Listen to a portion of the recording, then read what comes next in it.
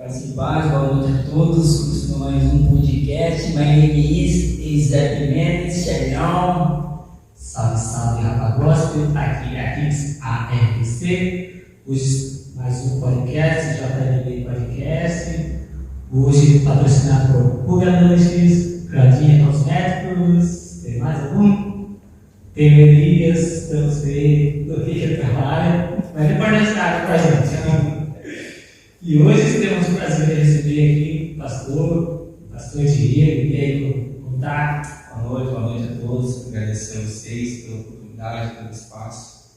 Tenho certeza que vai ser um bate-papo mesmo. Em nome de Jesus. Beleza, também. Essa semana aqui está na semana do acampamento, o pastor Diego vai estar lá com a gente ministrando isso. E vai ser uma bênção, você que está assistindo aí já sabe que essa semana é do acampamento, onde vai preparando o seu coração. O pastor lançou um desafio de tirar um dia de semana para jejuar em o acampamento, em o retiro, que vai ser bênção para nossas vidas. Pastor Diego, quero fazer uma pergunta bem básica. Como começou o seu ministério? Como foi o seu chamado para o evangelho? Joia. O meu ministério começou mais ou menos uns quase 10 anos atrás. A ferramenta da minha vida foi minha esposa. Na época eu tinha um grupo de pagode. Olha só, é verdade. Tinha um grupo de pagode. E o grupo chamava Vem que Tem. Já ouviu, Camila? Camila não se dá. A Camila era, graças a Deus, fez a obra, né? Então, eu tocava e minha esposa sempre foi de igreja, né? Ela foi batizada na missão. E a gente foi entender um churrasco. A gente foi, imagina, lá na Cifesal. E tocando lá, cumprindo a agenda, a minha então esposa, naquela época, estava lá com a familiar dela em outro quiosque, lá tem vários quiosques, né? E lá, um amigo meu fez a ponte, chegou nela e tal, e a gente começou a se conhecer, e então eu comecei a entender o que era a caminhada dela, a chamada dela. Mas mesmo assim eu não gostava de ir na igreja, mas de jeito nenhum. E ela me forçava. Aí cai uma dica para a mulherada, que a mulherada não cai na orelha de ideia de homem, não, que você está com a faca e o queijo na mão. A minha esposa, naquela época, ela falou: olha, eu só vou namorar você se você for na igreja comigo. Aí pegou, aí eu fui. Aí eu ia na igreja, eu odiava. É uma palavra bem forte, mas eu não gostava. Não gostava de jeito nenhum. E a gente saía do culto e eu já ia atender a agenda, a gente já ia tocar. Né? Isso causava muitas brigas na época com a minha namorada, né? Então naquele momento, muitas brigas mesmo feia, tirava do sério, porque é um campo que ela não se adequava, porque na realidade ela acabou se desviando de alguma forma, se afastando do chamado dela, que era até regente, né? Que nas igrejas mais antigas tem a questão da regência, de ter uma pessoa que conduz os jovens, né? Hoje é líder de jovens, naquela época era regente, que regia os louvores, é tipo da pastinha, né? Aquela forma tradicional, e ela exercia essa função na igreja. Então, eu comecei a frequentar, conforme o tempo foi passando, eu sempre ficava do outro lado da rua, a igreja pequena, aí o bordão ficava do outro lado da rua e eu sempre do outro lado, na calçada, esperando e olhando o relógio, não ver a hora que o culto acabasse, para ir embora, para tocar. E as coisas foram acontecendo, cara, e ela orando, buscando, minha sogra também, pela minha vida. E eu comecei da calçada, eu fui atravessando, já fui na calçada da porta da igreja. Depois de um tempo eu subi as escadas, já fui para a porta da igreja, e da porta da igreja fui para o banco. Aí eu comecei a ouvir, e naquela época eu via muitas coisas que hoje as pessoas falam: hoje nós não vemos milagres igual antes, né? E cara, naquela época eu vi muitas coisas, eu vi meu olho, eu vi cadeirante, né? Um cadeirante andar, e eu frequentava o culto há muitos anos, ele e a vozinha dele. De repente eu não vi na hora de ir embora, então eu não tinha discernimento ainda do que era, o que Deus poderia fazer das pessoas. E eu naquele anseio de ir embora, queria ir embora para casa, eu vejo uma gritaria da igreja, e de repente o cadeirante sai com a vozinha dele, a mãezinha, a vozinha, não lembro o que era a senhora dele, ele carregando a cadeira de roda embora. Então, cara, é uma coisa extraordinária que na época não teve brilho nos meus olhos, porque eu não tinha discernimento. Então, eu vi a ideia de ser curado, então eu vi muitas coisas espirituais, isso foi mexendo comigo, mas mesmo assim, eu continuava a batucar. E teve uma época que a minha esposa fazia faculdade na Unimec, e ela fazia faculdade à noite, e ela ia para a faculdade e eu ia trabalhar. Eu tinha uma motinha, tinha uma Tornado e tinha um Voyaginho quadrado, rebaixado. E a ilusão que o inimigo coloca em nós eita louco, somzão, cornetão atrás, né?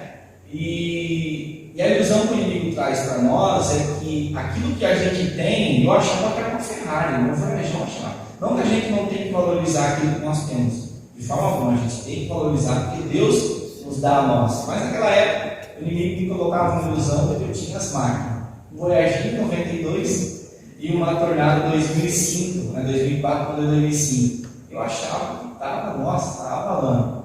E numa noite, dia de semana, eu saí com um amigo e nós fomos andar no bairro, motinha, estralando, e minha esposa ralando para conquistar algo para nós, né? E cara, meu amigo foi para Santa Rosa, eu subi da Fatec ali em cima, né? Você vai pro shopping, só a Fatec sentido o Primavera. Né? Eu falei, nossa, é o horário da saída da faculdade. Passar em motinha na frente das minas, as minas tá lá, vai ser o time. A hora que eu subi, acho que estava uns 60, 80 por hora, veio um menino do nada, ele atravessou o canteiro e ele parou. E quando ele para, eu coloco a moto para a esquerda, ele vai para a esquerda. Eu coloco a moto para a direita, ele vai para a direita. Eu dei no meio dele. Eu bati nele, eu fui parar em frente da faculdade. A hora que eu caí rolando em frente da faculdade, o sinal bateu.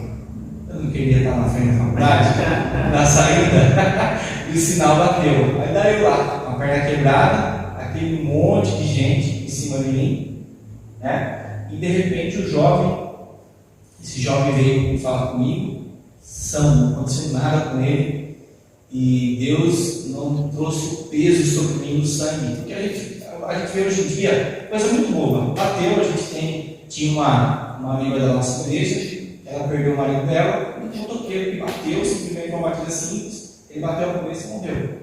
Então, o sangue daquele homem não caiu sobre a minha vida, sobre aquele jovem, sobre a minha vida, né? E depois daquele dia, cara, eu fui pro COT, e no decorrer do COT, quando eu cheguei lá, a primeira pessoa que estava lá no COT, me acolhendo era quem? Minha namorada, hoje minha esposa. A primeira pessoa, cara. E naquela época eu tinha centenas de milhares de pessoas no Face, hoje é a história do famosinho, né? Naquela época a gente tinha muito conhecimento de pessoas, de lugares e tal, mas naquela hora só tinha ela. Só tinha ela. E naquele momento Deus ministrou no meu coração. Você olha para os lados, você vê às vezes muita gente, você está com muita gente, mas num momento como esse, olha quem está com você. Deus ministrou claramente no meu coração. A primeira vez que Deus fala fortemente no meu coração foi na marca do corte. E depois de lá, cara, de, sei lá, 2.000, 3.000 pessoas que tinham rede social naquela época, foram 5, 6 pessoas que me visitaram. No rodezão, bombando. Papai cumprimentava aqui, lá e tal. E nesse momento se estreitou os laços. Eu falei, cara, eu preciso mudar de vida. E então eu comecei a frequentar a igreja, aí ia na faculdade, eu ia para os cultos, coisas que não fazia. Aí eu comecei a frequentar, Deus começou a desenhar no meu coração, e daí para frente, cara, comecei a entender o que realmente Deus queria de mim, e a chamada pastoral, né, de algo maior, sempre Deus vinha confirmando. Eu comecei a entender, comecei a buscar. Minha igreja era muito simples. Minha igreja uma forma intelectual, né, bíblica, naquela época, era bem rasa. E eu, cara, eu fui atrás por conta própria. Teologia, buscar e tal. Eu falei, eu preciso buscar, eu preciso me aprofundar. Não preciso depender só disso, eu preciso me aprofundar. Então, isso Deus me confirmou, e hoje eu também servindo a Deus, né? Com graça, com misericórdia.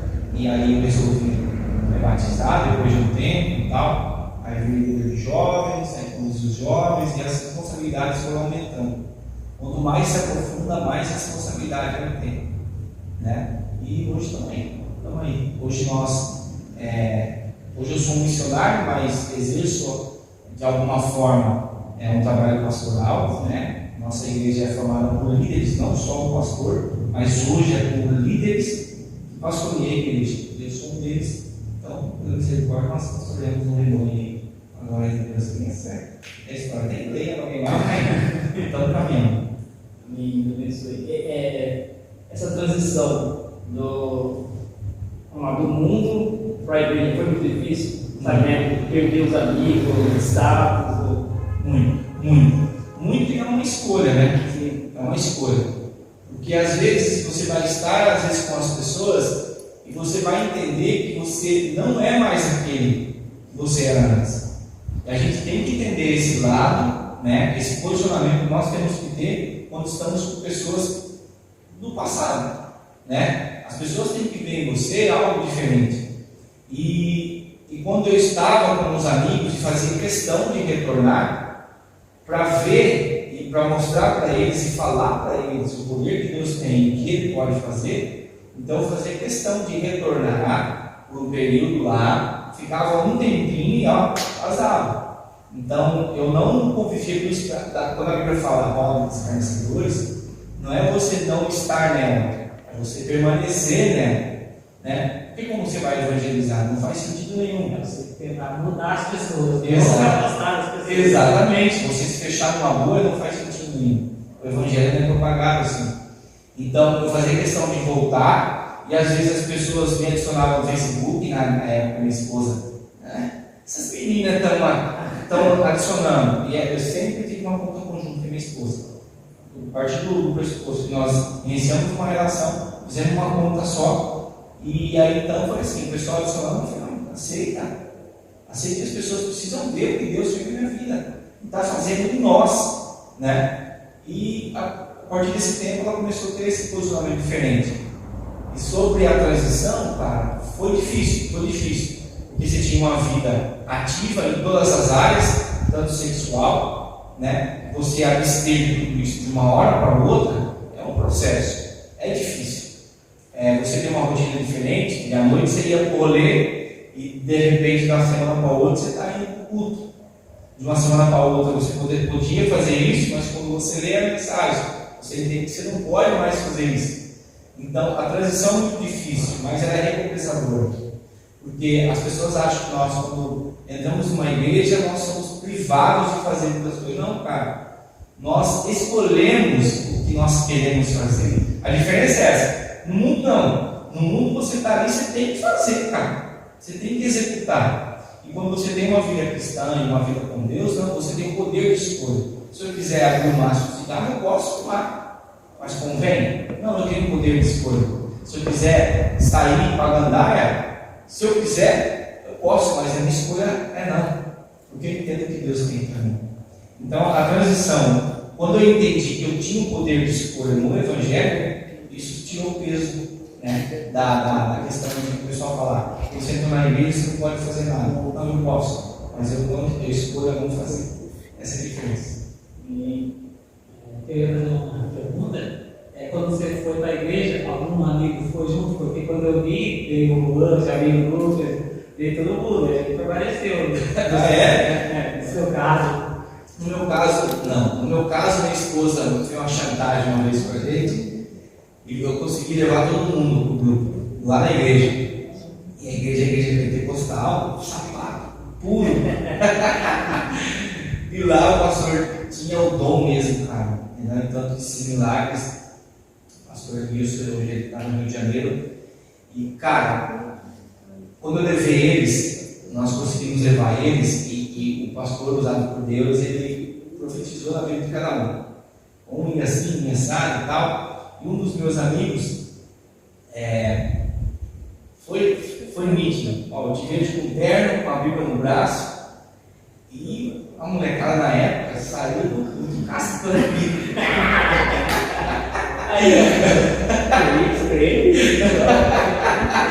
e eles saíram de lá, nossa, cascando. Então, o pastor liberou a palavra para o grupo inteiro vai se converter.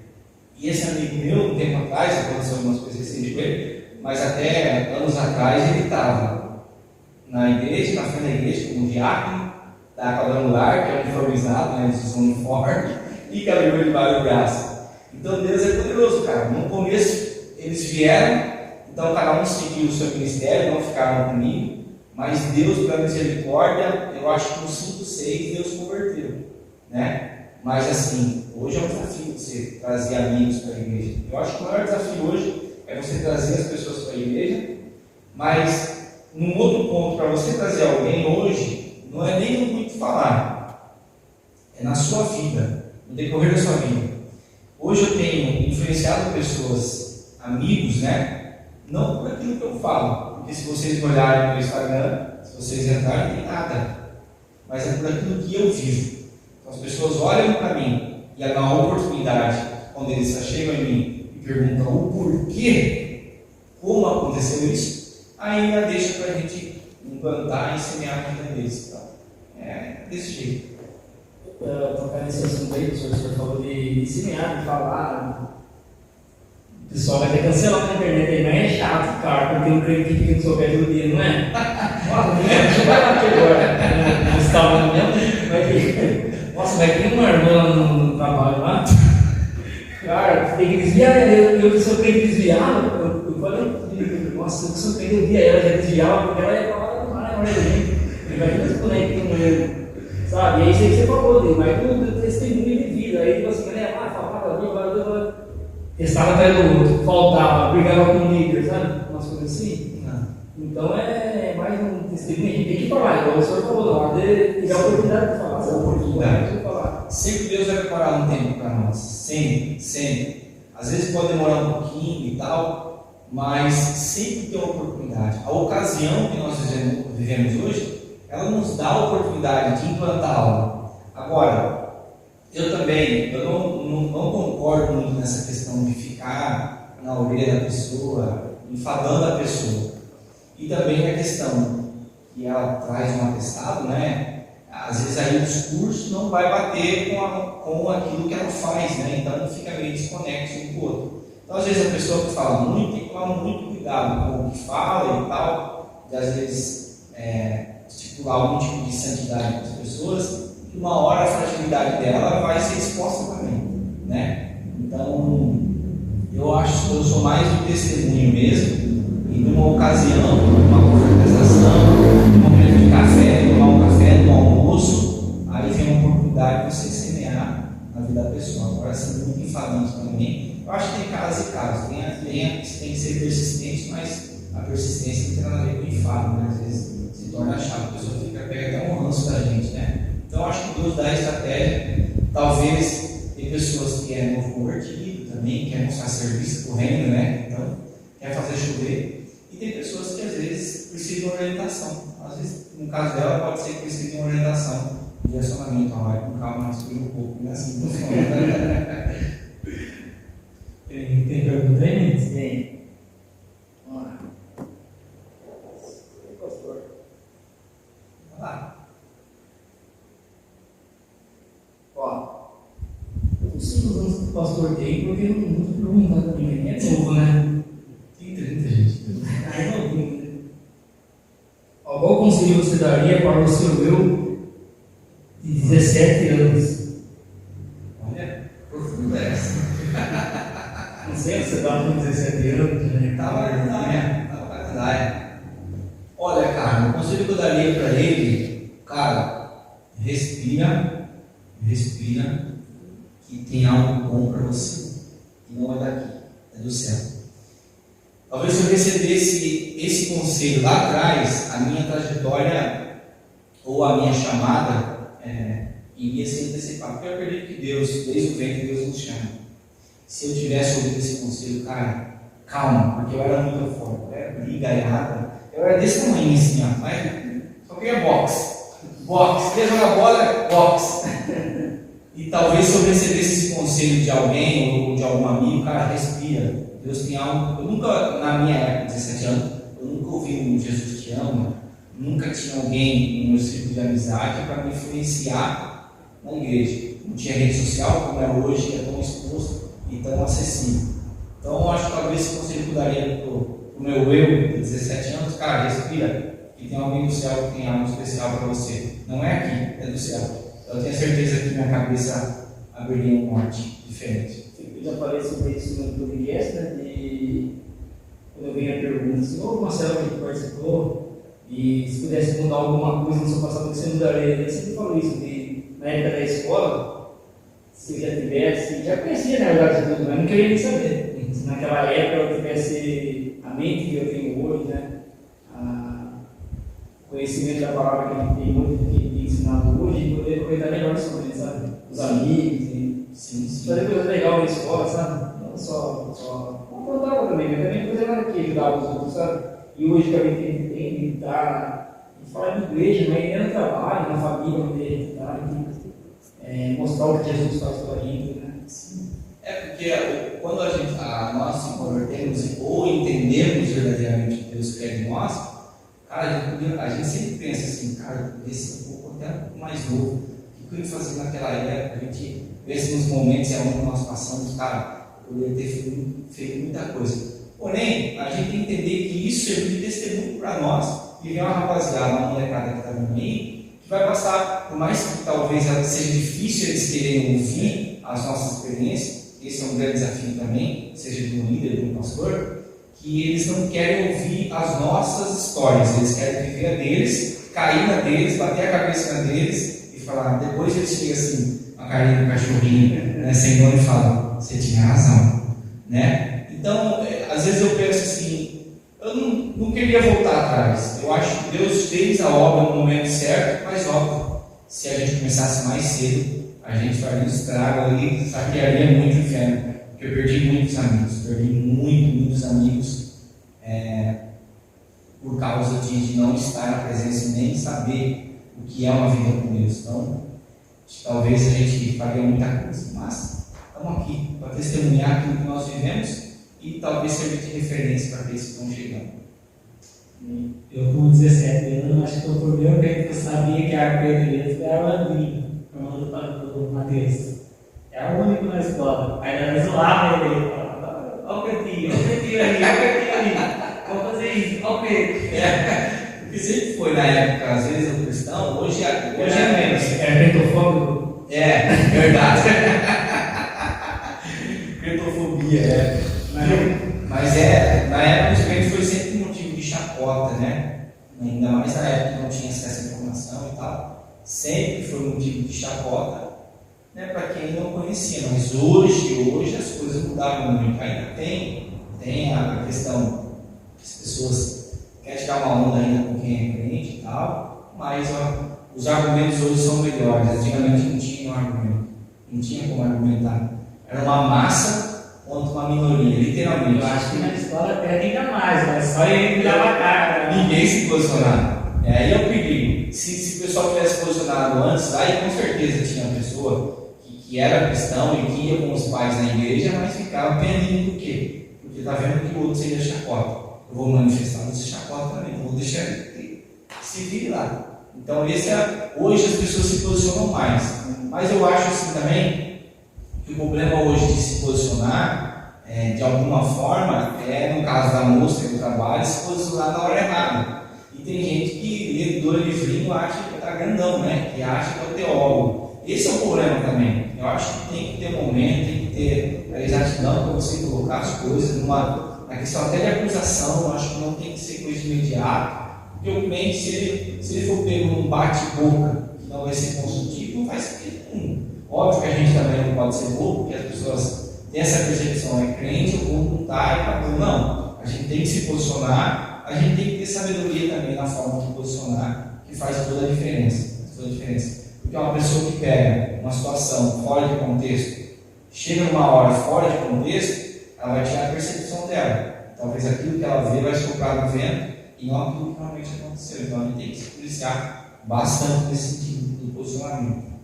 E isso acontece em todas as áreas da nossa vida, né? Isso é uma questão de ser cristão. Não sei você já conheceu uma pessoa assim, você fala, eu não gostava de fulano, mas você nem conhecia ele. Isso. E aí, com o passar do tempo, você foi conhecendo e você tem uma imagem dele, o que as pessoas falavam dele, e você foi ver quem era aquilo. Você começa a se aproximar. No tempo que eu jogava bola, eu gosto de fulano. Você nunca trocou ideia com ele, vai. Não gosta dele. Exatamente. É a percepção, né? É você ir se alimentar daquilo que você não conhece, né? Então, nossa, na época de futebol, na época de escola, nossa, tem uma menina nova. Foi muita mulherada, né? Essa menina era bonita, acabou, fechou o tempo.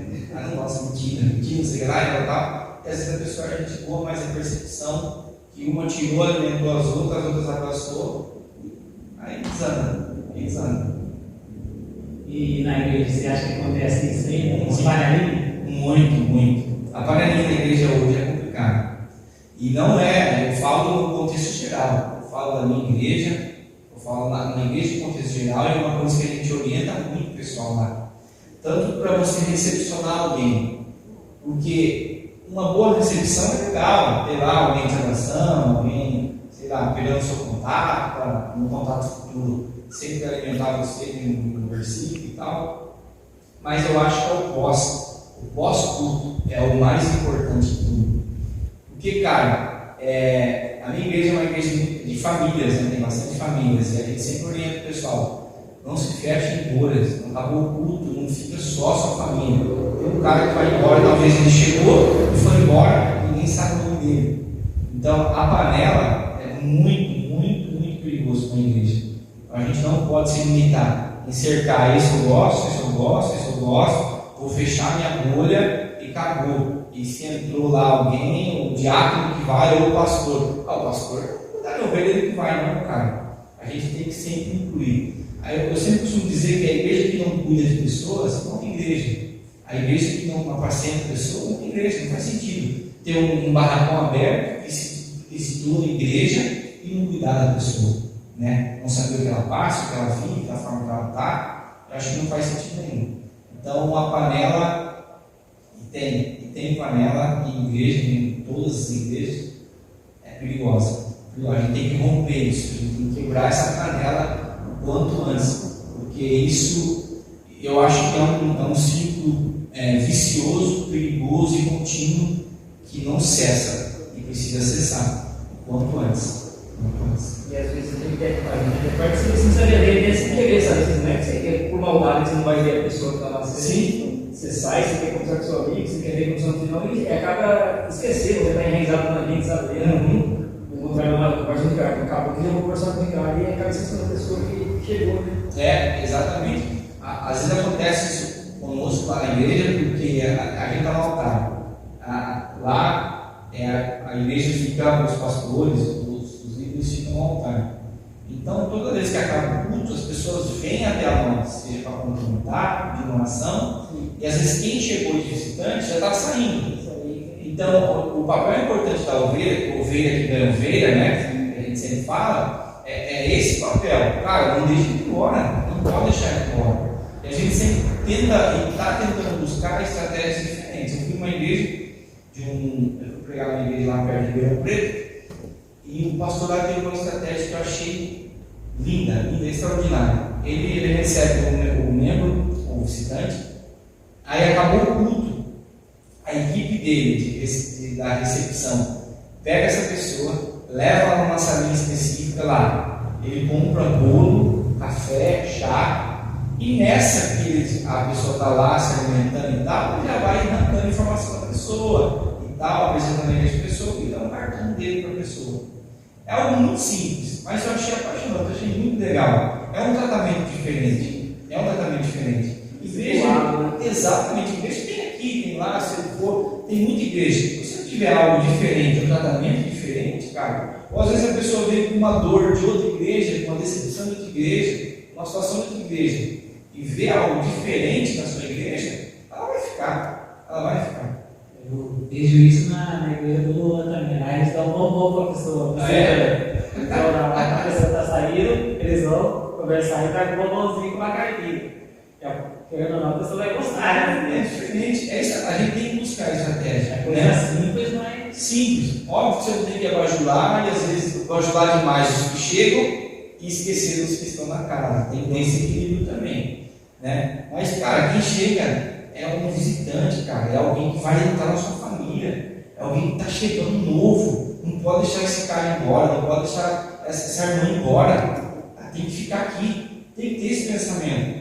Às vezes eu tenho um novo visitante aí, bem-vindo, e dá aquele bem-vindo. Não, cara. É alguém que chegou, é tão difícil chamar alguém. Às vezes você convida e não vem. E às vezes vem pessoas que você não convidou e chegou ali. Pega ela, não deixa com ela, não, fica com ela. Viu, irmã, fica aqui e tal. Traz um bom passo para ela. E, cara, eu falo, porque a nossa igreja fala muito nisso, cara. Nossa igreja fala muito nisso, a gente precisa melhorar. A gente sempre conversa, liderança conversa. A gente precisa melhorar sempre na recepção. Tem que falar, como pastor é bom. Né? Uma boa mensagem, uma boa recepção, uma igreja que traz o conforto. A gente tem que mostrar o pasto. Falar, esse é o nosso pasto.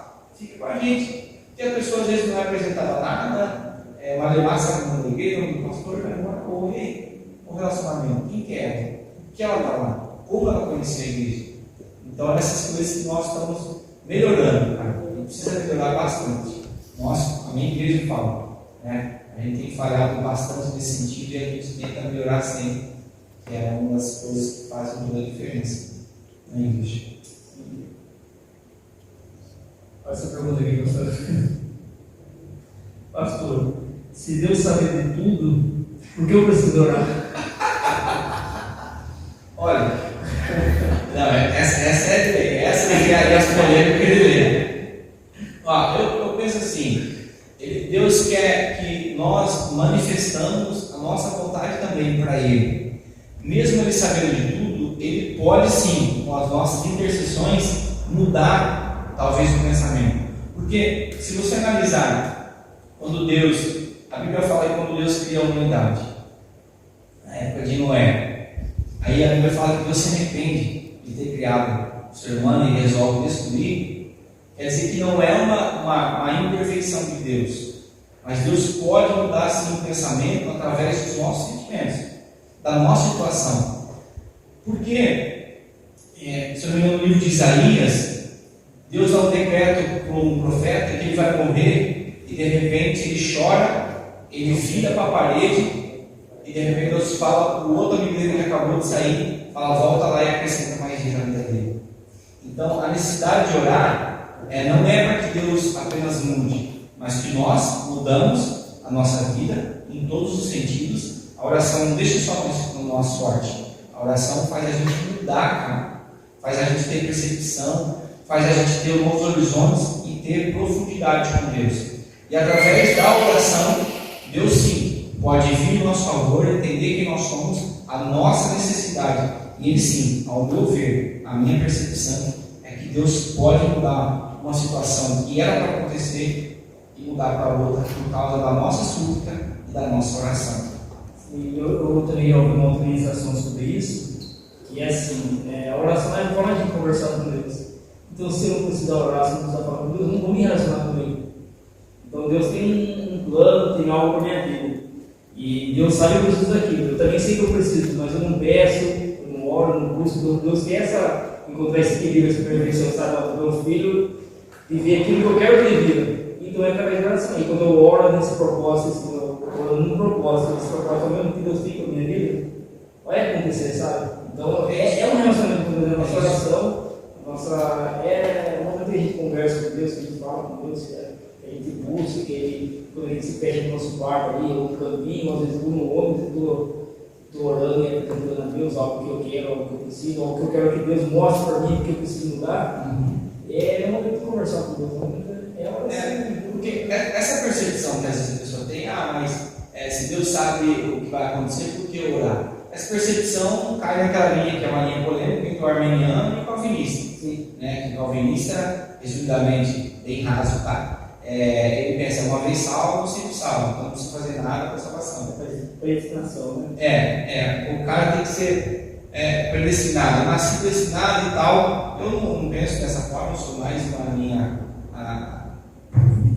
arminiana, muito mais arminiana, né? Porque senão a minha percepção Deus vai fazer ignoramente, cara. Deus não brinca com a gente. Se a Bíblia também fala Tessalonicenses 5,17, que a gente tem que orar sem cessar, por que a Bíblia fala para a gente orar à toa? Não é? Então, não faz sentido nenhum a gente entender que se Deus sabe todas as coisas, a gente não precisa fazer nada.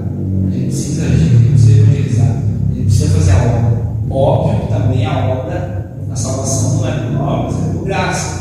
Mas eu acredito que a questão que eu acredito muito é o livre-arbítrio, nos dá a nossa livre escolha de orar. Eu escolho orar. Eu escolho. Se quiser orar, eu oro. Se quiser orar, eu oro.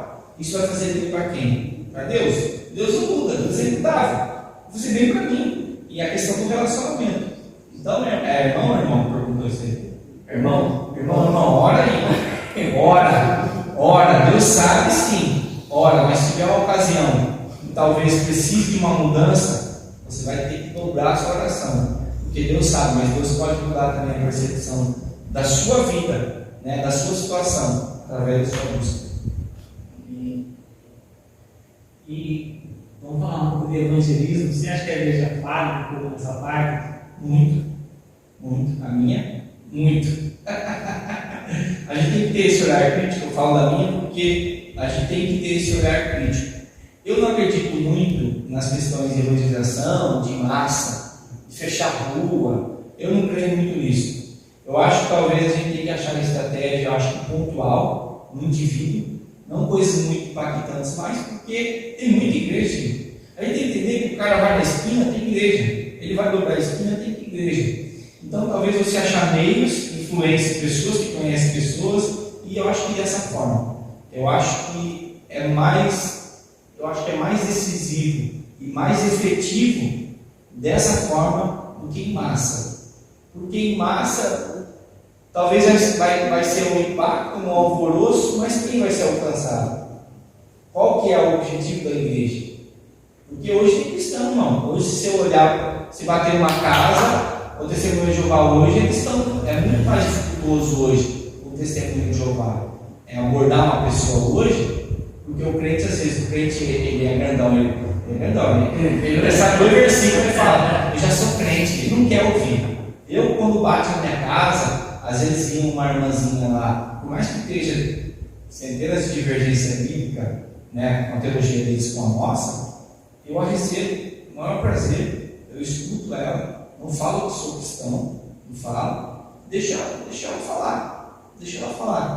Porque eu gosto de ouvir também a percepção de outro lado, uma outra teologia, né? Para mim entender que ela também está fazendo alguma coisa ali para Deus, por mais que seja talvez de sentido errôneo, né? Mas ela está fazendo algo. Então, se tiver uma brecha para mim também incluir ou aplicar alguma coisa no meu entendimento, eu tenho certeza, eu ouvindo ela vai me dar liberdade para falar. Agora, se você tem um bloqueio, já uma barreira, não, eu já sei. Eu conheço um amigo meu que discutir, bater boca com. Não faz sentido nenhum, não edifica nada. Vai ter dois crentes brigando. Ele ficou quem? Aí ficou vizinho lá. Nossa, vai ter Exatamente. Aí vê lá a irmãzinha com o folhetinho dela. Aí vê lá o crente só que na Bíblia, ó. Não, porque está aqui, ó. Não faz sentido. Não faz sentido. Eu acho que não é o momento, não é o tempo. Agora, da evangelização, eu acho que a gente tem que pegar meios atuais. Isso aqui é uma evangelização moderna, atualizada, a igreja precisa atualizar. Então, cara, eu não tenho uma receita. Eu acho que cada igreja tem que entender a necessidade, o seu corpo de obreiros, o seu corpo de pessoas que estão dispostas a sair a campo, que também não é fácil, né? Sair a campo, seja numa área de moradores de rua, seja numa área de bairro, seja numa área médica nos hospitais, ou enfim, depende do segmento. Aí cada igreja tem que ver a necessidade de qual alvo ela quer alcançar. Mas hoje é muito mais difícil evangelizar, porque tem muitas pessoas desviadas, tem pessoas que já conhecem ou já ouviu falar de Jesus. Hoje, dificilmente você vai encontrar uma casa que ninguém ouviu falar de Jesus. É difícil. Existe, mas é muito difícil. Então, acho que cabe à igreja ter esse papel e a necessidade de ter uma estratégia para buscar aí, enfim, uma forma de evangelizar. Seja com folheto, são coisas que já são mais ultrapassadas. Depende do bairro também. Exatamente. Tem bairros que são mais acessíveis, bairros que são comunidades, que são mais periféricos, que nessa área aqui para cá, é o bate-porta, é o porta-a-porta. Eu acho que daí é mais fácil trocar uma ideia, ou alguém está lavando uma coisa lá fora, ou o pessoal está na calçada que aqui o pessoal gosta, ou a cadeira lá fora. Já é uma forma que pode ser mais nos bairros mais nobres, que são restritos, nos condomínios, como a igreja alcança o condomínio, como a igreja alcança uma nova Piracicaba. A pessoa não sai lá mais nem para respirar, né? E por causa também, lógico, tem motivo, que é uma área mais um risco, tem muitos pedintes que passam e tal, as pessoas têm receio. Então, cabe cada igreja buscar uma estratégia para alcançar esse tipo de vida, cara. Mas eu ainda acredito que hoje, a forma, ao meu ver, ainda a forma eletrônica, digital, ela é mais efetiva. Eu acredito hoje. Hoje a gente tem dois estilos, que é pegando pela internet, né? A gente tem o pastor dele, que vai o que seguros lá, o pessoal vai do jeito. E tem o Tiagão, né? Ele vai nas comunidades mesmo, vai com as pessoas, vai em cima. Porta a porta. Porta a porta, vai nas Ikea, vai nas coisas. É dois modos de hoje. Você pode pegar o pastor dele, pela internet, e tem o cara com a pessoa, passe a passe. Mano, aqui nesse bairro tem que ser face a face. Face a face. Eu acredito também que aqui o face a face é muito mais efetivo. Aqui em Madridinho, que é em Boston, tem um tirão aí, eu acho que o face a face eu falo, você no movimento, aquele euforia, talvez não vai, acho que talvez trazer impacto para a pessoa, mas também bloqueio. Nossa, tá muita gente me olhando e tal. Se você tiver uma ocasião mais individual com a pessoa, você consegue ter um passo melhor, você consegue ter um diálogo menor do que aquela muvucaiada de gente. Já o movimento você tem que ter uma equipe por trás para separar as pessoas. Exatamente. Individual da pessoa. Exatamente. Tem essa forma também, de ter uma equipe separada lá, porque o povo faz barulho, né? Prende, mostra, fala baixo. Esse modo aqui, o pastor falou de influência pelos amigos, né? Lógico que falha muito com questão nessa área, tem gente que já falou outra hora sobre o que fala, mas, por exemplo, se eu, todo culto, convidasse alguém para vir conversar, trocasse uma ideia legal, convidasse, aí o Zoom, o senhor ou outro, cada um na sua parte, uma questão como evangelista, como missionário, facilitaria esse, sabe? Porque às vezes eu olho lá para a Bíblia e falo se sempre fosse. Eu evangelizo meu vizinho de baixo fazer do outro, sabe? Ficaria mais fácil, não é tão fácil assim, né? Marília, você foi que a cidade inteira. Era Marília, a cidade de Marília, 95% da cidade convertida, a igreja lá não tem uma Marília boa na cidade, sabe? Nossa, uma festa, a cidade bem, o pessoal do passeio. Então, e eu fui dos pastores, aí eu não podia ir para uma evento que era só de pastor. Aí a gente recebia pulseirinha, pastor é pulseira vermelha. O líder é a pulseirinha verde, a mulher é a pulseirinha laranja, eu estava com a pulseirinha laranja. E aí, eu falei na igreja da noite. Aí você falou, viu, shopping agora a igreja quer ir, deixa no shopping lá. Não, vamos andar aqui no bairro aqui, vou lá no círculo lá. Aí você vem dando sempre de graça, aí eu sou daqui e tal, aí deixa eu entrar. Aí voltaram embora, quando é que voltaram embora, chegaram no chácara, estava lá. Aí sabe, meio caminho embora, descer na rua da chácara para ir embora, aquele rua assim, cheio de chácara, um bairro bem legal. Aí havia a coisa da polícia para ver. O que você está fazendo na rua andando sozinho? Eu falei, não, está no chácara, sou de Piracicaba, sou de cidade, estou aqui no evento da igreja, daí sabe o nome da igreja e tal.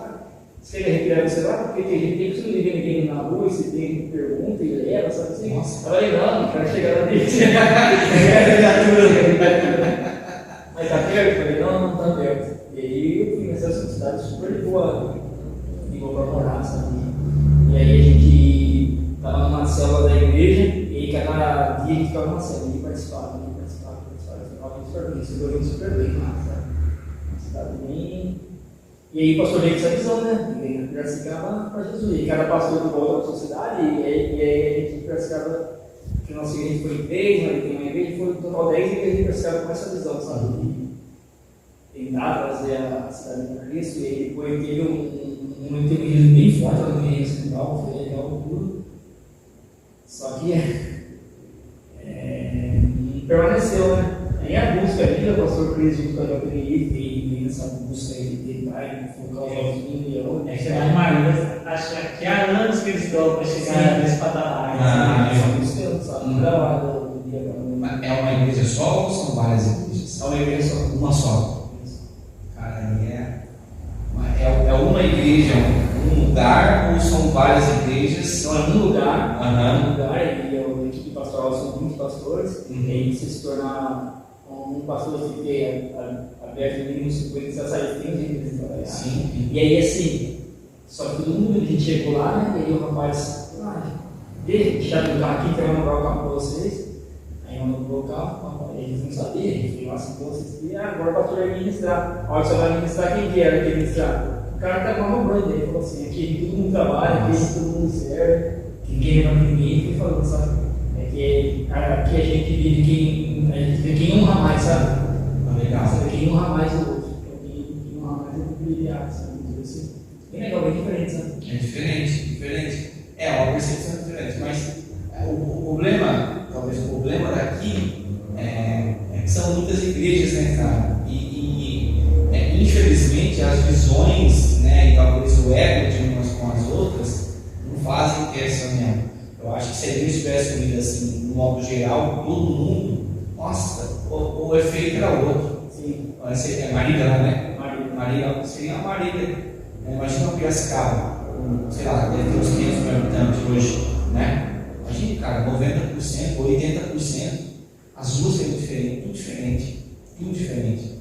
Então, eu acho que é o povo que faz isso, cara, porque Deus está disponível. Deus sempre está disponível para nós. O problema é esse, é cada vez mais igrejas. Hoje o problema vai ser nas práticas, né? Exatamente. Ah, não, porque lá eu não gosto por causa disso. Ah, porque lá eu não gosto por causa daquilo. Aí cada um toma uma percepção sua, e talvez nem bíblica mas a percepção sua. Fala, não, minha visão é essa, já era aquela lá para fora da visão, vai todo mundo para o inferno, e é nós aqui, ó. Então, e impede muito de ter esse movimento aí, deve ser muito especial. Participar e ver, né, contemplar isso. Por isso chegar em cima, deve ser, olha que maravilha. Aqui a gente trabalha de diácono, a gente fica na porta, né? Daí passa uma pessoa normal assim, com colher cera, plástico, daí passa de outra igreja, fica ali bonito, nem olha, eles viram a cara, tem a cobra nas caras, Não pode acontecer isso, não pode. A pessoa, é seu irmão que está aqui, cara, seu irmão está na porta servindo, cara. E eu tenho essa percepção do pastor que foi uma vista lá, é um dos versículos que eu mais amo na Bíblia, Marcos 10:45. O Filho do Homem não veio para apenas ser servido, mas para servir e dar a sua vida em favor de muitos. Cara, que referência maior que essa? O cara desceu, né? Se tornou como nós, e serviu a nós, e ainda assim entregou por nós. Não tem coisa maior. Então, eu acho que essas coisas de percepção, de altar, que tem aquele púlpito, a cadeira, aquela poltrona gigante atrás. Eu não acho, cara, que nós devemos honrar a nossa liderança, o nosso pastor, né, bendizer a Deus pela vida dele, né, tem que ser referência para nós, mas a gente se enaltecer, né, nesse ponto de nunca. Porque tem pessoas que às vezes sobem ao altar, nunca mais desce dele. Ela sobe no altar, nunca mais pega um carro, uma manobra, não serve uma água. Eu tenho essa percepção de servir, tem que servir. Independente da posição eclesiástica que você esteja servindo, exercendo na igreja, cara, sirva que faz a diferença. Você foi impactado com o cara. Né? Ninguém é um pregador da noite, às vezes achou que.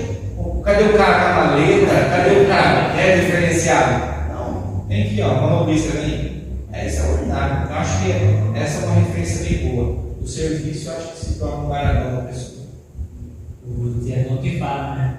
Que o Cristo é no topo, a gente não quer chegar nesse topo. É Cristo no topo, ele é embaixo. É isso. Eu não pergunto, pastor. Como descobrir qual o propósito de Deus para mim? Uma pergunta recorrente também. Cara, faça tudo. Faça tudo que a sua igreja permite você fazer, faça. Seja limpar um chão, seja uma oportunidade, seja louvor. Vou pegar um pouco no louvor, vai para onde que a sua igreja te permite aí. Eu tenho certeza que você vai se encontrar. Não tem como, cara. Quando a Bíblia diz que a seara é muito grande e os ceifeiros são poucos, quer dizer, quando a seara se diz grande, não significa só apenas de membros, de pessoas, mas é o serviço. Oi, cara, a igreja tem lugar para você trabalhar e muito. Então, o conselho que eu te dou e que eu dou aos membros da igreja é que faça, haja, né? Não fique esperando uma luz, o céu se abrir, descer uma luz assim em cima de você e dar escrito na parede e tal. Não tem como, cara. Busque, faça a obra, né? Trabalhe para o Senhor, que Ele vai te colocar no lugar certo. Busque a Deus, leia, tenha uma vida diária de oração, de leitura, mas com muito trabalho. Trabalho que você vai se enquadrar numa área. Foi assim que eu fiz. Fui trabalhando, fui exercendo, fui fazendo, e aí Deus foi confirmado. E hoje eu estou exercendo aquilo que eu acho que fui chamado para fazer. Aqui a gente tem um trabalho da intercessão, né? E essa igreja nunca teve esse ministério. E aí as meninas ficavam sentadas ali, se juntou. Hoje você vê elas culpando a igreja. Tá todo mundo ficando chamado. Tá vendo? E às vezes fica um tempo comparado aí por quê? Não é? E às vezes Deus preparou a ocasião da intercessão, está servindo, e talvez ele seja chamado. Interceder pelas pessoas, e é algo tão poderoso, tão especial que é a intercessão, enquanto está pregando, ou enfim, não sei se é na hora da pregação, na hora Elas vêm terça-feira aqui sozinhas. É extraordinário, cara. É extraordinário. Às vezes a pessoa acha que só oração de líderes que deixam o ministério de pé. Não. De intercessão, né? Jovens que vêm tido tempo para orar. Tem o irmãozinho ou a senhorinha que não se destaca, não exerce nada. Mas à meia-noite, é na hora que vai dormir. Não, deixou o ministério, deixou os jovens, os irmãos. Está exercendo a igreja. Então, faça. Não espere o pastor falar assim, pastor, estou aqui, me veja, eu preciso fazer alguma coisa. Não, pastor, tem alguma coisa para fazer na igreja? Se passar um plano aí, posso passar? Precisa fazer, precisa agir. E nós estamos vivendo hoje um tempo desse na igreja lá. As pessoas estão falando, viu? Tal dia eu tenho que ir para a igreja. É um cargo que nem, ou esse cargo nem quer passar um paninho. Não, deixa que nós vamos à igreja, então Deus tem ouvido lá no nosso ministério nesse sentido. Então é isso, passa. Talvez não seja o chamado das meninas que se dispuseram a limpar o chão lá. Talvez não é isso, mas é o começo de um chamado. Né? É isso, faça. Falando em intercessão, olha outra pergunta aqui, pastor. Como ajudar uma pessoa que está passando por um momento de depressão extrema? Como cristão, o que eu faço para intervir e cuidar dessa pessoa? Cara, é muito difícil. As pessoas que sofrem de depressão, não é frescura, não é pessoa mais chata, é difícil, muito difícil. A gente tem que entender que tem graus de depressão. Ao meu ver, a psicologia deixa bem claro que existem as decepções, as percas, né? Talvez os namoros, né? Perdeu o crush, perdeu alguém. Isso talvez gera a depressão sentimental da pessoa. Então eu acredito que existem dois tipos: a sentimental, que é a carnal, que acontece através dos sentimentos da pessoa. Tem um problema em casa, tem uma situação em casa difícil, perdeu o namorado, perdeu o parente, a pessoa acabou com a vida dela. Não tem vontade de viver, de fazer nada. Mas também eu acredito que existe a depressão espiritual. Eu acredito muito na depressão espiritual, que é uma das que pegam mais, acredito eu, ao meu ver, nos dias de hoje. Para lidar com essas pessoas, tem que acompanhar, procurar entender qual é o tipo de depressão que a pessoa tem, nas suas atitudes, no seu tipo de fala. Tem gente que é depressiva e se esconde, tem gente que é depressivo e se corta. Então tem várias atitudes que o depressivo toma, que a gente tem que ver o diagnóstico. Cara, se ela está sofrendo por uma perda de um parente, de um amigo, de um namorado, enfim, cara, procura entender, ou tenta levar um psicólogo. O psicólogo pode ajudar muito a pessoa. Por que as pessoas do mundo saem da depressão? As pessoas que pegou alguma coisa e está depressiva, a carreira não vai bem, e de repente elas se tratam no psicólogo e elas ficam bem. Não é espiritual, é carnal. Agora, quando tem algo que já é possessivo, que tem alguma coisa maligna nela, ou alguma coisa espiritual que seja muito profunda, é oração. Não tem muito o que falar, não adianta você ficar também todo dia falando para ela, não, Jesus é bom, Jesus é bom. Tá, cara, mas não está bem. Ela não está bem por si só disso.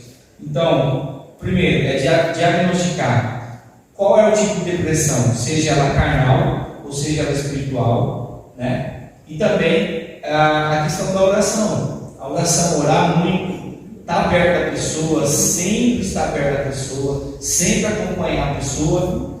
E mais uma vez, é chato, é difícil, a pessoa vai te esnobar, vai te rejeitar, vai te xingar, muitas das vezes, ainda mais se não é cristã, vai te xingar, vai te menosprezar, vai te querer longe dela, mas é um trabalho devagar, construtivo.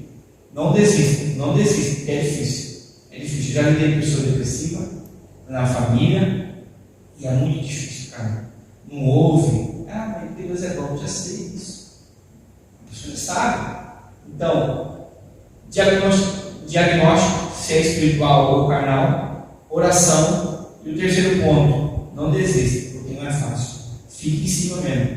Cuida, fique em cima, vê os braços que estão se cortando. Tinha uma mocinha aqui na igreja, ela ia de blusa, um calorzão, torando 40 graus. Dentro do calorzão lá chegava até a sair fumaça, né? A irmã de blusa.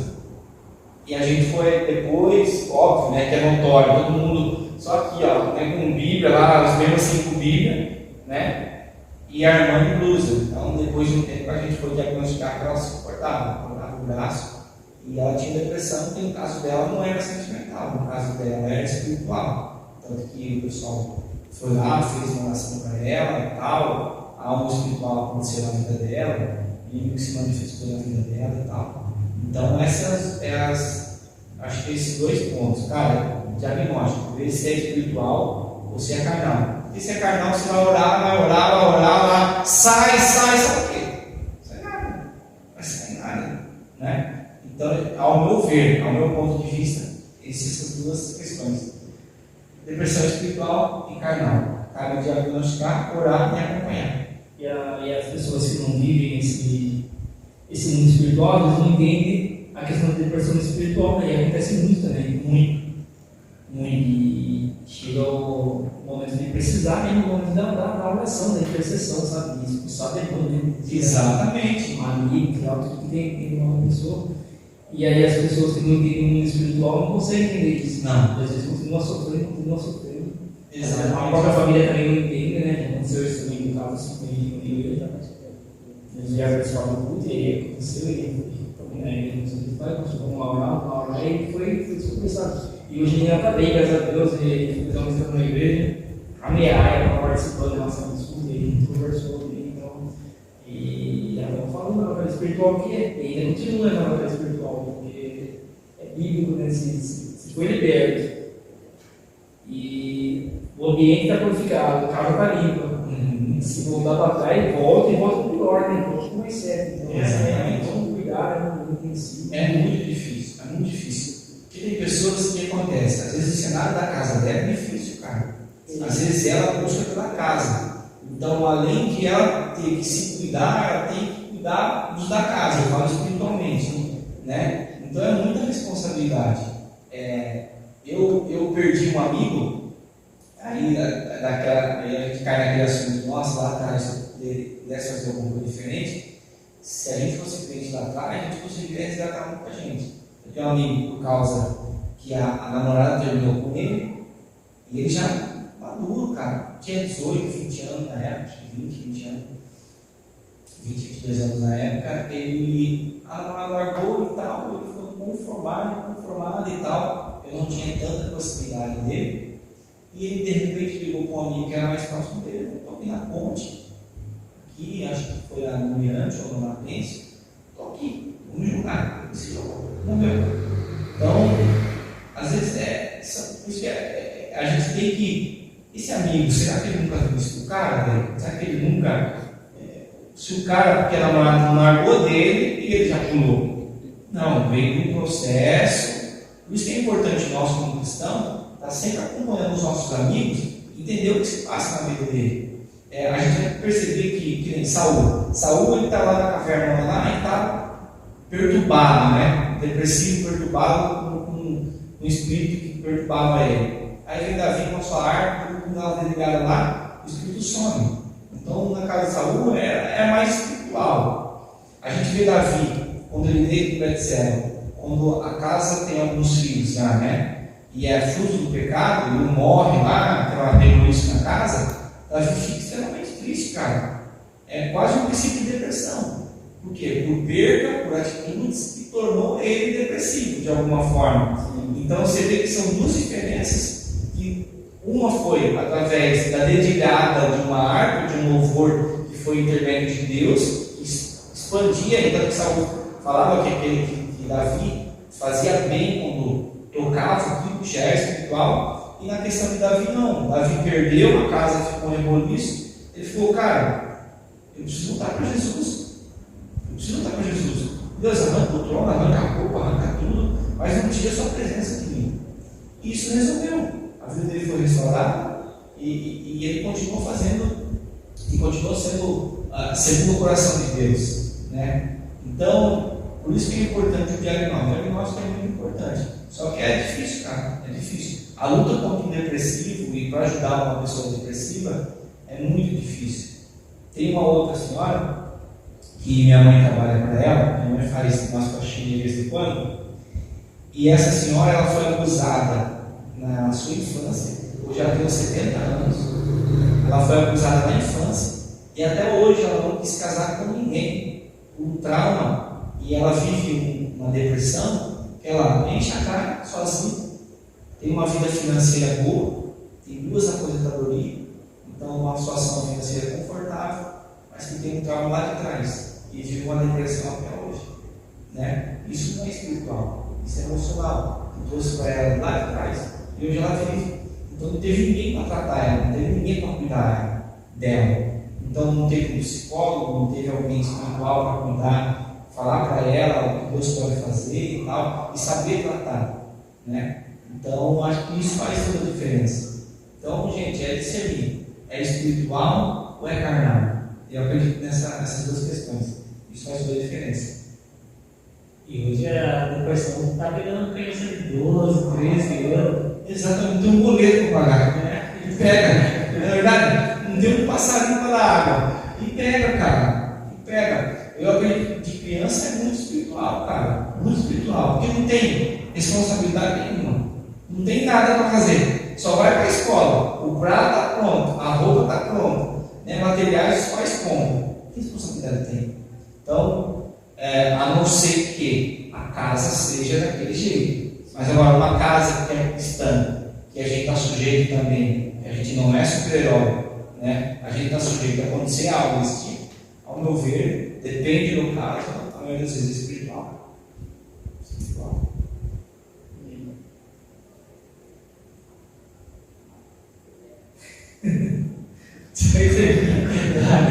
Quando eu dei com o Isabi, pastor, amo igreja, mas gostaria muito de congregar em outro. O que eu faço?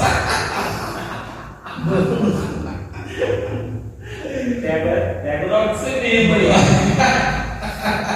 Pega o nome do membro, já começa a orar, não deixa embora não. Olha, a gente vai olhar, nós vamos olhar, às vezes, uma igreja que tem umas qualidades que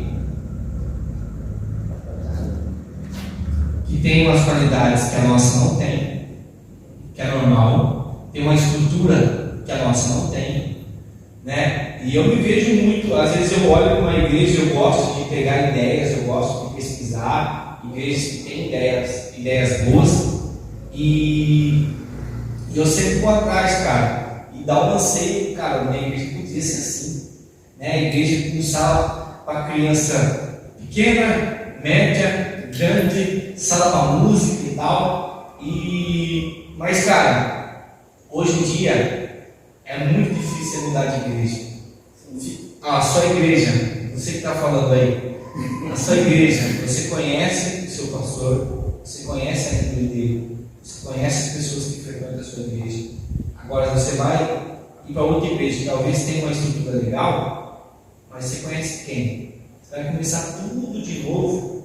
Faça a diferença na sua igreja. Talvez o que atrai em outra igreja e seja positivo para o reino de Deus, traz para a sua. Eu acho mais fácil. Não é pecado nenhum você ir para outra igreja, você querer outra igreja, não é pecado. Mas assim, veja os pontos que a sua igreja tem, as qualidades que a sua igreja tem, a virtude que a sua igreja tem. E pesquise bem. E ore muito. Eu acho que Deus nos direciona para tomar atitudes como essa de troca de ministério. É muito sério a troca de ministério. A troca de ministério pode influenciar uma vida inteira, uma trajetória inteira sua. Tanto uma vida cristã, tanto uma vida familiar, porque daí se você namora ou se você é casado, vai ter divergência em casa. Então é complicado. Ore a Deus, mas pense bem, valorize seu ministério, tá? Seu ministério é bênção e pode se tornar, se tem algum atrativo, um outro ministério que te encanta, ore a Deus e busque a Deus para trazer essa atrativo para a sua igreja. Mas não é pecado não. Ora.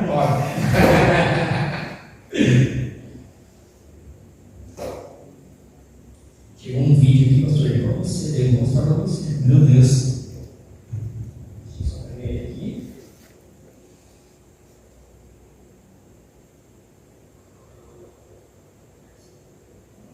Então, eu conheci o Diego já faz uns 6 anos atrás, quando eu cheguei ali na igreja.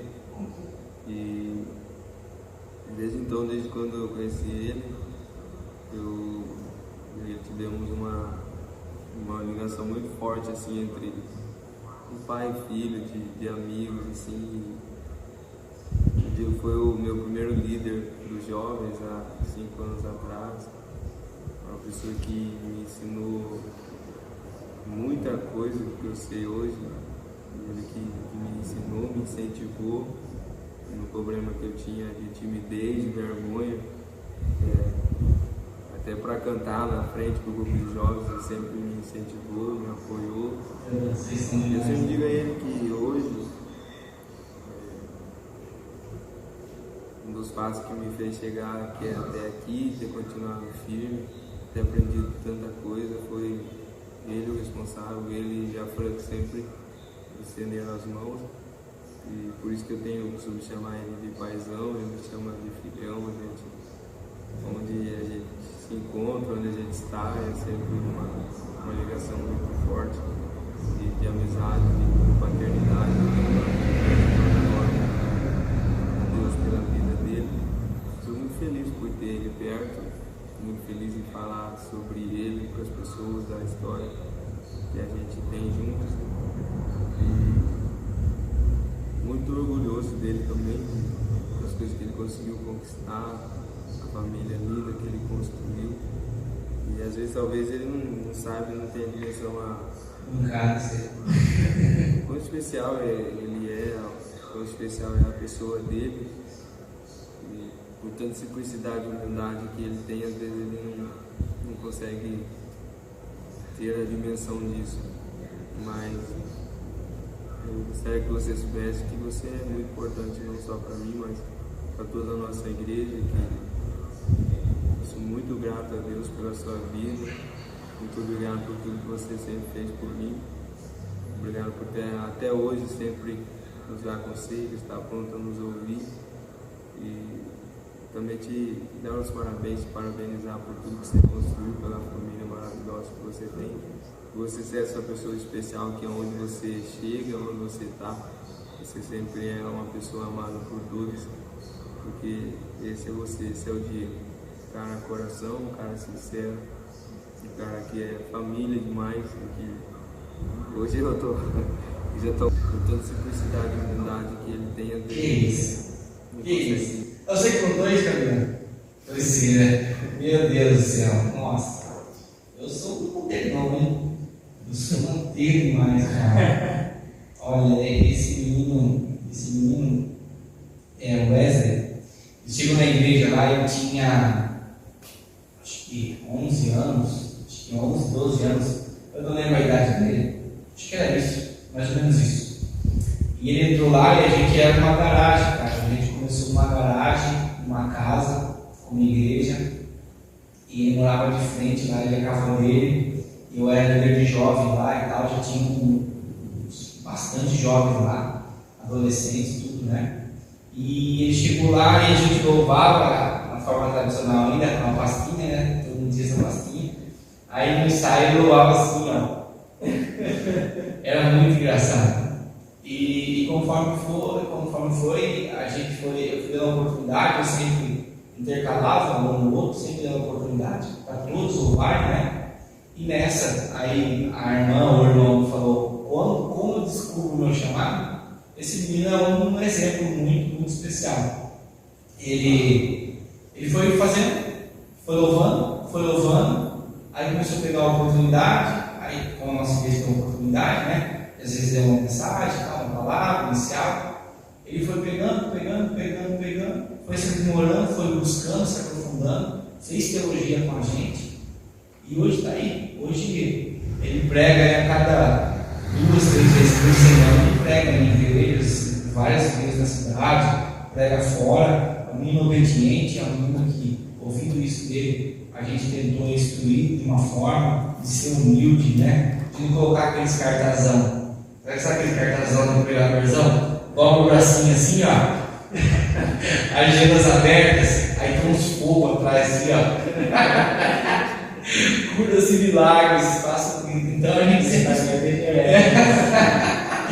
então ele segue uma linha que a gente segue lá, né? Uma linha que eu sempre segui, que a gente sempre passou para ele, que a gente não se divulga, cara. Eu prego em algumas igrejas, tem alguns compromissos que eu nunca divulguei. Então eu tenho tem gente que tem esse chamado itinerante de pregar e tal, de divulgar, isso é válido, não estou dizendo que isso não, mas eu falo por mim, eu não me divulgo, não tenho lá os cartazão, pode ver que até para mandar foto para alguém, às vezes, viu, tem uma foto para fazer um cartaz, não tem foto, cara, tem que pegar foto minha, arrancar a esposa fora, e colar,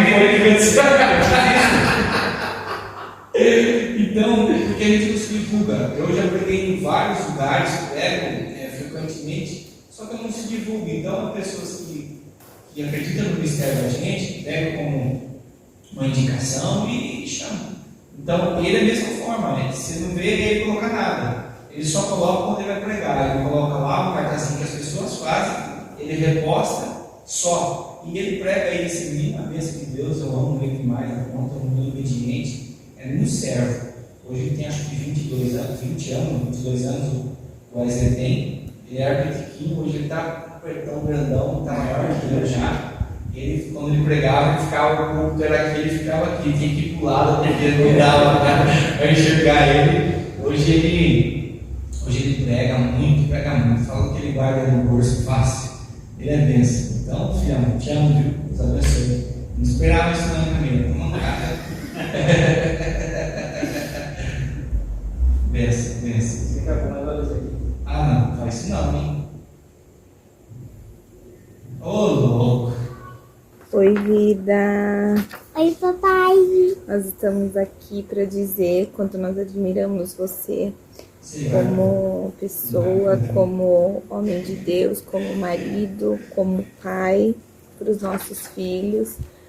E para dizer também que nós sentimos muito orgulho do homem de Deus que você se tornou durante toda essa caminhada. Só a gente sabe do seu sacrifício, do seu esforço pela obra de Deus. E nós desejamos que Deus te mantenha sempre assim, sendo esse homem maravilhoso que você é, esforçado na obra de Deus. E nós temos gratidão pela sua vida. E eu creio que Deus também. Que você continue sendo sempre assim, sempre sendo essa pessoa humilde que nunca mede esforços para fazer tudo que Deus tem chamado você para fazer, tá bom? Nós te amamos muito, como sempre conosco, tá? Para tudo, nós estaremos do seu lado sempre. Que Deus continue usando a sua vida para abençoar as pessoas, para fazer a obra dele, tá bom? Um beijão, viu, vida? A gente ama você. Papai, Jesus te ama muito. A gente também te ama. A gente te ama muito. Beijos. Beijo. Tchau. Não posso deixar de dizer também, enquanto você... Não tem como não falar. Qual significado de família para você, pastor? Família, cara, é o início, acho que é o início da caminhada. Como cristão, é o início. O cristão, ele só é cristão e só é servo quando ele tem a família. A família é o start para ter uma vida cristã. Eu lembro que a minha esposa teve uma época que eu acho que um dos problemas nossos é discernir o tempo, de administrar o tempo. É muito difícil, muito difícil. O trabalho, o ofício da chamada. Teve um tempo que eu estava pregando toda semana, compromisso direto com minha esposa. Eu escrevi pouco, cara. Só lá fora e aqui em casa nada. E foi um start assim que ela me falou, cara, eu preciso discernir o tempo. E quando eu comecei a administrar melhor o tempo, eu vi que o meu ministério mudou totalmente. Por isso que eu falo que o start do ministério de um homem de Deus e de uma mulher de Deus é a família. Porque a família te ajuda a discernir, e administrar o tempo correto. Porque minha esposa, eu orava a Deus porque ela não entendia às vezes que tinha algumas coisas para fazer, para a rua, no ministério, de correr atrás, de fazer a obra de Deus, seja cuidar do barracão, que tem os cuidados e tudo, seja de visitar um membro, seja da pregação. E teve uma época que é a única coisa que eu precisava dela. Porque não adianta você ter uma boa exegese, uma boa pregação, ser alguém dado ao estudo e tal, mas não ter a aprovação de casa. Você tem que ser o pastor da sua casa. Você tem que ser o líder da sua casa. E às vezes ela não entendia isso, que eu precisava ser externamente, para as pessoas também, não só em casa. E teve uma época que do nada ela me chamou chorando. Ela falou, eu entendo que Deus tem na sua vida, então a partir de hoje eu estou pronta para te acompanhar e viver aquilo que Deus tem para a sua vida, eu vou viver junto com você. Aí foi o start que deu. Eu consegui administrar o tempo, consegui discernir o momento certo de sair, de aceitar um convite e tal. E hoje, graças a Deus, eu tenho uma vida ministerialmente saudável e uma família também, um relacionamento familiar muito saudável. Então a família para mim é o início de uma caminhada cristã. Sem aprovação de casa, não saia para a rua. É isso. Não adianta nada. Você ser grandão no altar e na sua casa, quando você chegar, o pau quebrar. A esposa não aprovar o que você está fazendo, sua casa não aprovar, seus filhos falam, papai, eu preciso ir para o parque, preciso dar uma passeada, preciso ir no parquinho, e você não altar grandão lá e na sua família ficando. Não, isso tudo é a aprovação da sua casa. Sua família falou, ok, estou com você, vai que vai dar tudo certo. É isso. Sim, isso aí. Uma pergunta é essa. Minha pergunta aqui acabou assim. Era de marcar um outro podcast, porém. Sabe o que eu estava pensando aqui? Vai marcar um podcast que vem falando sobre o tema espiritual, sabe? Vamos aprofundar nesse assunto. Vamos, legal. Isso é bom? Isso é bom tirar dúvida, sabe? A gente vai divulgar isso no pessoal não pergunta. Vamos, a gente marca um negócio aqui. Vamos, o povo vai perguntar aí, as perguntas não. Nós estamos bem dispostos, estamos para servir, disponível quando vocês precisarem. Pode contar comigo, né? Estou aqui para servir vocês, ajudar vocês de alguma forma. E é isso. Isso. Aí, produção aí, ó. Quarta na segunda. E chegou o patrocínio aí. Chegou nosso patrocinador aí. E a sua O Galantes. Chegando. abençoe Tiago. Se essa família tiver um lanchinho, olha, Glória. um garoto diferente. Aí sim. Meu Deus. Melhor lanche do Marcelinho. Benção. Aí, que maravilha. Meu Deus. Esse programa aqui é patrocinado pelo Buga Lanches. Mandou um lanchinho pra gente aqui, pro pastor. Olha. Fica ali na rua 20 no Arledine. Quem quiser, só dá um toque lá. Mendes, Segue no Instagram lá, Buga Lanches. Tiago, Deus abençoe muito sua vida, viu? Claudinha Cosméticos também, Deus abençoe Claudinha. Pastor, Deus abençoe muito sua vida. Agora a gente vai encerrar e depois a gente vai degustar um Buga Lanches aqui. Pastor, Deus abençoe muito sua vida, muito obrigado, viu?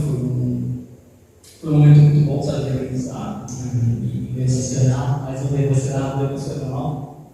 E Deus abençoe o seu ministério, Deus abençoe sua família e eu insistirei que as bênçãos do Senhor sejam sobre você. Amém. Amém. É isso aí, galera. Mais um podcast. Valeu, pastor. A irmã da igreja. Água da Rocha. Água da Rocha. Valeu.